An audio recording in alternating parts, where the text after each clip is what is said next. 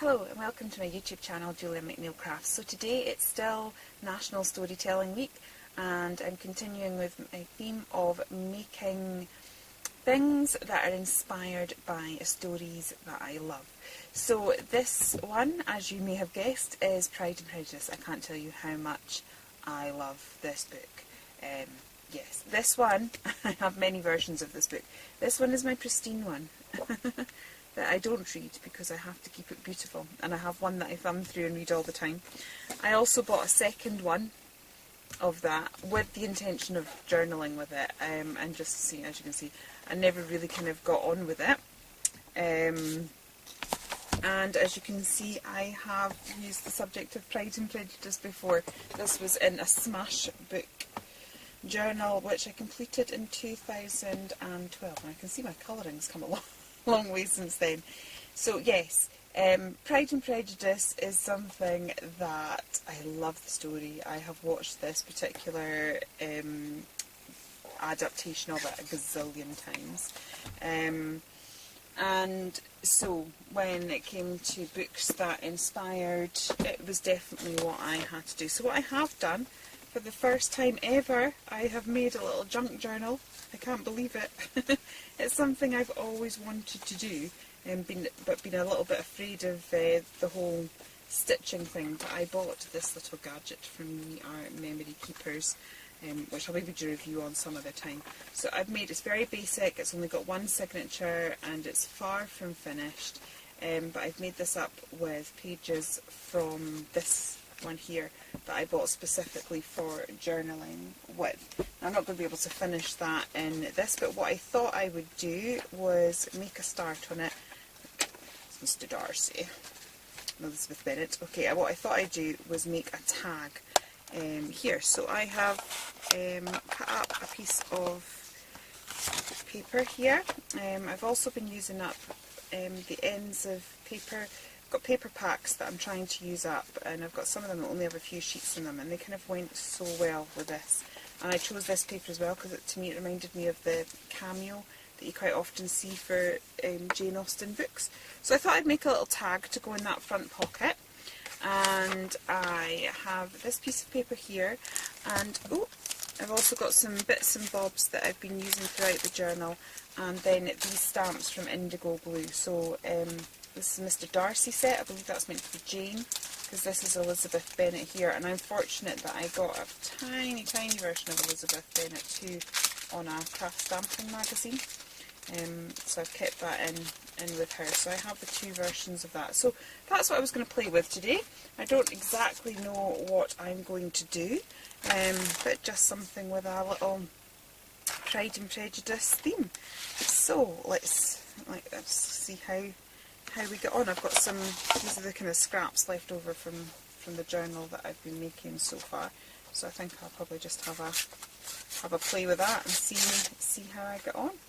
And talk to you about Pride and Prejudice. It's something that I have read over and over again. I was saying that I've got all these. I've got a tatty version of it that I read, and I've got my nice one that's just for show. I've also got a digital version of it. I've also got a collection of all the Jane Austen books all together in one, and that's kind of a bit of a beautiful showpiece as well. I've read all the likes of Dear Cassandra and all of that sort of thing, so yes, big, massive fan. And I'm also one of these sad people that reads other books. I've read the Mr. Darcy's Diary. I enjoyed that one because that was like the actual book of Pride and Prejudice, but done from Mr. Darcy's perspective. And I thought that was quite fun. I liked that. I don't like ones where they try to follow the story, you know, what happened next sort of thing. I'm having issues with this glue again. It happens in every single video, and I honestly clear it before I start filming. It's driving me insane. And none of my local craft shops sell Cosmic Shimmer glue, so I'll have to maybe go online and have a look, because this is just getting ridiculous. Yeah, I don't particularly like ones where people kind of like lengthen the story and kind of do a what's happened next, because sometimes I don't think they manage to capture the characters well enough, and sometimes it annoys me because I've read the likes of My Dear Cassandra and stuff like that, and I don't think it's where Jane Austen would have taken it. Not that I'm any expert, but you know, so it annoys me. But I do like ones that, I don't know, they're almost like Mr. Darcy and Me, where the heroine's obsessed with the book Pride and Prejudice to Mr. Darcy. I read a lot of those sort of ones. So I like that. Now it's interesting that the Society for Storytelling and this National Storytelling Week, that it is designed to encourage oral storytelling. Now if you look into the history of Jane Austen and her stories, that many of them were ones that, you know, that she wrote to her sister Cassandra, and they were parts of her, like anecdotes from her in her letters to her sister. And also when you read like the history of Jane Austen and things like that, you also find that she told stories to her nieces and nephews. So, for example, I was saying that I don't like sometimes when people take the direction, you know, they'd like to do a follow-up story. Because if you actually read like the likes of Dear Cassandra, you can see that like she did actually do follow-up stories herself for her nieces and nephews. And yeah, so again, that's oral storytelling. So we can see, you know, that's it at its best. Miss Austen herself started off like that. I suppose it's a different day and age, isn't it? But you know, they had to tell stories to entertain themselves a little bit. That and needlework. So yes, my obsession. That last journal page that I saw you showed was actually when I was a teenager, not long after the filming of Colin Firth adaptation of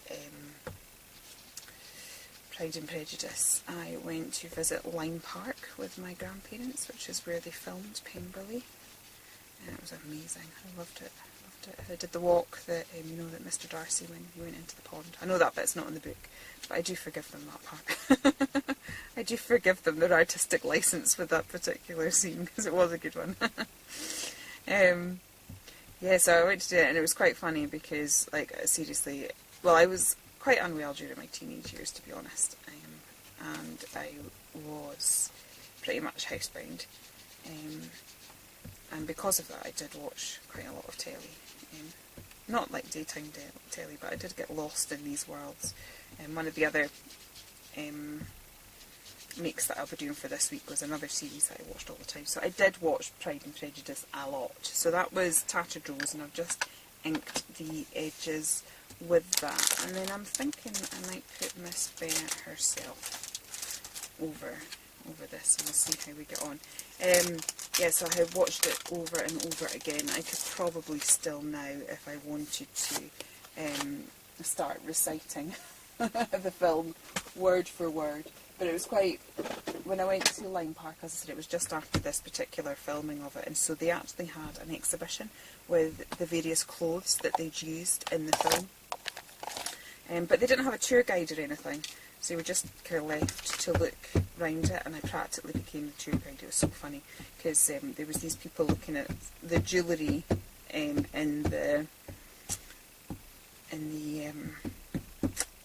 these kind of cases and stuff like that, and they're like, I don't remember that in the film. And I went up to them and went, well, actually, that was the necklace that Miss Bingley wore in the scene where she was caught Mr. Darcy admiring Elizabeth Bennet's fine eyes. Then they started asking me questions about the other costume, and I was able to answer them, so that is just a little bit sad. But yeah, that was fun. Oh, so her face hasn't turned out overly well with that, so that's okay. What I will do is I will stamp that again. It's because there was different layers, there's different kind of dimensions to it. I will maybe stamp face again, and we can just cut it out. So let's see, what papers have I got here that would be kind of suitable. That's sort of plain. These are papers from My Mind's Eye. I've got quite a lot of my paper pads that are just, oops, very close to being finished, and I'm on a mission to just try and use up my stash. So I thought these kind of all went very well. So I've torn a few out, and yeah, I've managed to empty another paper pad, so I'm quite pleased about that. So, trouble is, this is a big stamp as well. And I should probably stand up to do it. Actually, I might do that. I was just trying to do that without knocking the camera. This is where your stamping platforms might be useful. I do have one, but I've never used a stamping platform my whole stamping life, so I find it difficult to think about getting it out. I seem to manage. Okay, that's much better. So, whilst we've got her on there, what I will do is I will colour her. So what I've got is one of my Neo crayons. Now unfortunately this is broken, so I can't quite get the name for you. I know it's not salmon pink because this one's salmon pink, but it's salmon something or other. I know that's not overly helpful, but that's what I've got. Sorry, stretching across. Get my watch, I can tell it's not cleared that up. So I'm just going to, this is a really good skin colour tone. I'm not too worried about it because I'm not trying to produce a beautiful watercolour here. I'm just trying to give it a little bit of a hint of something or other. So I'm just going to paint that in. Oops, I'm a bit heavy there. That's alright. Pick that up. Just put a bit of water on. So if you do find that you go down a bit heavy, you can move it around with a bit of water. I'm just going to just actually draw that on in the shadows there. And build that up a little bit. So yeah, it's just a tiny bit of colour. I'm not, it's not really that, there's writing on her face anyway, so I'm not particularly overly going for a realistic effect. So I've got these Jane Davenport pastels. She's got out this new range now, isn't she, that's designed to work like makeup. That looks fun. But I've not actually used these ones. And they were bought for me, so I'm going to do that. So I'm thinking that because it is like makeup, I'm just going to try and almost use it like makeup. Just give it a bit of blush. It's quite nice actually, it's got a little glisten. Glisten to it. That's quite cute. And then I might give these flowers a bit of colour as well. Nice and bright. This is fun because I've not used these products before. Yeah, so absolutely love. I don't even really know what more to say about that. I love it. Love Jane Austen. Do you know, doing this series, I'm actually rereading one of the books that I'm going to be doing a make for a bit later, because it's a long time since I've read that one. I think there's a sneak peek of which one that is on my Instagram if you're interested. But yeah, doing these again, I'm like, oh, I need to read it again. Oh, these are lovely. I should have pulled these out before. They're one of these things, you know, you have in your stash and kind of almost forget that they're there. Now I've put that in, I'm actually going to give her a bit of a deeper blush. Oh, she's so pretty. She's so pretty, our Elizabeth. And this stamp is an indigo blue one, so it's lovely.